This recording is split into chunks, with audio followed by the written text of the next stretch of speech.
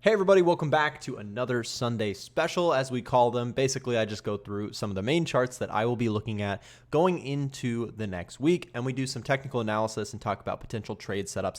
If you like these videos and you watch them every Sunday, or you would like to watch them more often, make sure to subscribe to my channel if you have not, because I see some of you guys who are watching who are not subscribed. Please consider subscribing to support the channel and leave this video a like. It lets me know that you want to see more of this sort of content, and I try and go in that direction with the channel. So let's just jump into it. Today we're going to talk about EURUSD. We're going to talk about a couple of pairs actually, and I'm going to start with Eurodollar as I usually do, just because it is the most heavily traded financial instrument in the world.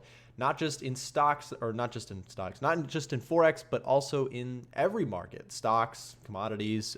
The Eurodollar is the most heavily transacted instrument in the world. So it is kind of a good instrument to look at for a macro perspective of like what's going on in the world. Well, we recently broke through this high. If you guys have been watching the channel, you know I caught some upside there. Definitely was a good play in terms of riding this uptrend breakout. And now the question is, are we starting to come back down? Because last week we actually saw a lot of consolidation on Eurodollar. We didn't see any sort of incredible follow through at the end of the week. I actually closed out my profits there somewhere in these two candles here.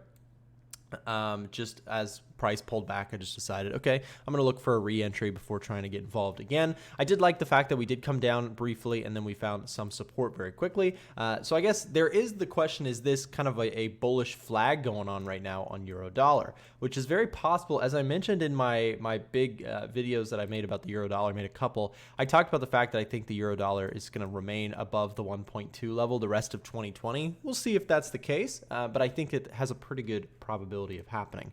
So with that said, as we look here, you can kind of see we've got somewhat of a flag pattern here, right? The big move up, and now we're just sideways. If we can see some sort of push above and break above, that could be a nice little continuation play. It does seem like Eurodollar is a bit stretched. It's been in an uptrend for a month and a half, 2 months. But if the signal is there and the trend is still strong, then I'm more than happy to look for another setup on Eurodollar going into this week. Now, I do want to also caution you guys as we do go into this week. It is December 13th, the day I'm making this. I'm sure it's still the same day when this video is up. But the point is, as we go into the holidays, it does start to slow down a lot of times in the currency market. In fact, it is very possible that we're already starting to see that slow down as things kind of just go into consolidation mode or hibernation mode, if you want to call it that. So definitely going to be looking out for any potential bullish flags. But if they don't happen, then I'm just going to sit on the sidelines. Let's talk about gold also. Gold, and we'll go ahead and just start fresh on my ideas here. So gold is interesting because gold right now is kind of just back and forth still, but in the overall uptrend that we're in, we're at a crossroads because we've got actually, let's do this. Let's copy this and paste it. We're kind of in this downward channel, right? But in the context of a much larger uptrend. Now, we did hold that 200-day moving average very well, right? We held that and shot off the bottom there. So I think it is very possible that the overall uptrend is not necessarily dead. But here's the two things that I will be looking for. If price does break higher and breaks through the top of this channel, that's kind of a signal to sellers that, hey, you know, bulls are still strong. And to me, that's looking for opportunities to go long, even on a bigger scale. However, on the shorter term basis, or on the short side basis, if price is to kind of fail lower, if we're not to see anything good come out of this, and we don't get that break above, and we stay underneath that 200-day moving average, that to me is, okay, the bears have actually got some strength here, because lower highs are a signal of a downtrend, so we can't be unbiased to that. But for me, kind of the crossroads, like I said, is that 200-day moving average. It's a long-term trend indicator. So if you have price moving above it, right, that's a long-term uptrend. But if price is underneath it, it means that there's kind of a long-term downtrend. Here's like 6 months or whatever that is of downtrend there. So you have to be aware of that if that does shift. So we'll be watching gold closely into this week and, of course, weeks to come. So Let's see what else we can get ourselves into. I want to see USD Canadian today. So dollar Canadian never really pulled back to what I talked about last week, if you remember. I haven't really looked at dollar Canadian just because we haven't seen any of the pullback I was looking for. I was hoping to see something like this, right, where we could get involved and see the sell side continue, because as you guys have probably seen in some of the recent videos, I'm bearish overall on the US dollar. So I was looking for opportunities to short this, but I didn't want to chase, and you know, I'm glad that I didn't, although it might have resulted in some profit.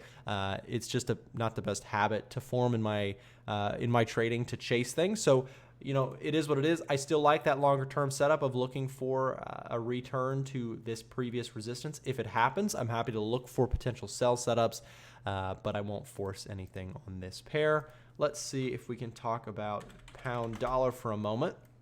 Pound dollar last week had some sell off, which is interesting. Someone asked me in the community, they asked me, Nick, are you thinking about buying pound dollar? And the reason I said no was because of the fact that we rejected this area at 135 so strongly. We saw a price come up to this point and immediately find sell pressure and then you know, continue. So I guess there is a sell side setup that I'm interested in here. You can actually see this trend line. If this breaks, it's very possible in my view that there's a pretty good chance we see continued downside.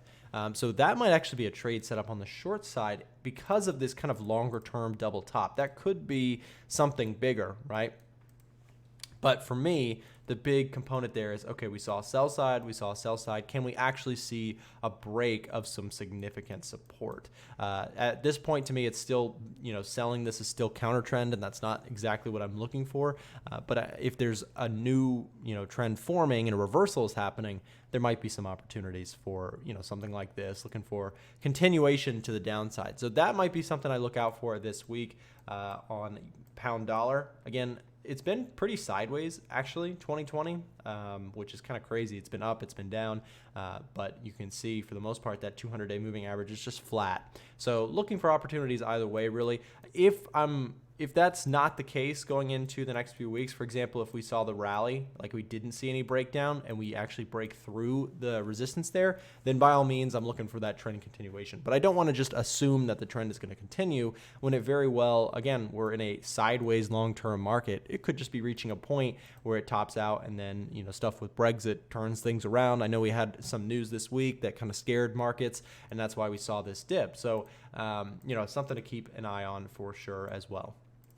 Let's see if we can look at dollar yen. Dollar yen still choppy, still not a big interest of mine when it comes to markets. What about AUDUSD? Yeah, so look at Aussie dollar. Aussie dollar showing a lot of strength here in 2020. Probably one of the most strongly performing currencies of the majors, just because you can see, you know, euro dollar struggling to get past highs or hold past highs for much more than a few days. But you can see Aussie dollar here against the dollar really, really strong. We do kind of have a pin bar there, which may actually signal that we could see some downside start of the week. But that's not a trade I would take. I wouldn't just short this just because of that. I'd be looking more for, okay, that may be a clue that we could see some pullback. If so, I'm ready to buy it. So to me, AUDUSD is a buy if we pull back to previous resistance. That to me, I like that area a lot. And with that, I would probably be doing something like, let's see if we can get the tool here. Something like, you know, price a stop under structure there and looking for the overall continuation of this. I'm bearish on the US dollar, so that means that things like Aussie dollar, right?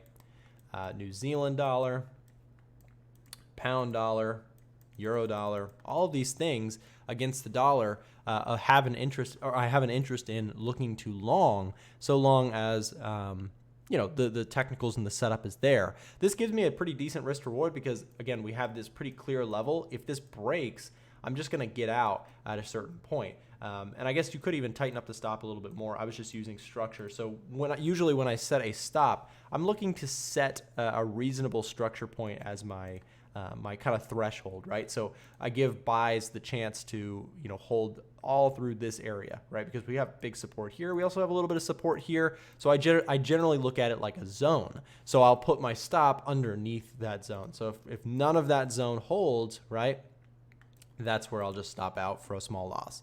However, on the upside, that usually means that I have to let trades run if they go my favor, which is not really a problem for me because that's generally how my strategy goes, is I look to hold things that are doing well and get rid of stuff that's doing poorly.